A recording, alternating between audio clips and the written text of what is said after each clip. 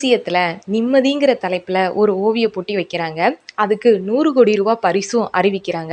உலகத்துல இருக்க தலைசிறந்த ஓவியர்கள் எல்லாம் அவங்களோட படைப்புகள இந்த மியூசியத்துக்கு அனுப்பி வைக்கிறாங்க. அதுல சிறந்த 100 மட்டும் எடுத்து பார்வைக்கு வைக்கிறாங்க. அந்த ஓவியங்கள்லாம் இரவு நேர கடல், நீரோடைகள், பூத்து குலுங்கும் பூந்தோட்டங்கள், சூரிய உதயம் இந்த மாதிரியான ஓவியங்கள் இடம்பெற்றிருந்துச்சு. எல்லாரும் எது நிம்மதிக்கான பரிசு வாங்கும் அப்படின்னு ஆர்வமா இருந்தாங்க.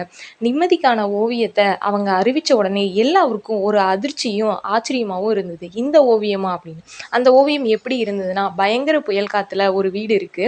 அந்த வீட்டுக்குள்ள ஒருத்தர் உட்காந்து அந்த புயல் காத்த அமைதியா பார்த்துக்கிட்டு இருக்காரு. இந்த ஃபர்ஸ்ட் பரிச அறிவிச்சவர் சொல்றாரு, "நிம்மதின்றது நம்மள சுத்தி இருக்கிற இடத்துல இல்ல, நமக்குள்ள தான் இருக்கு.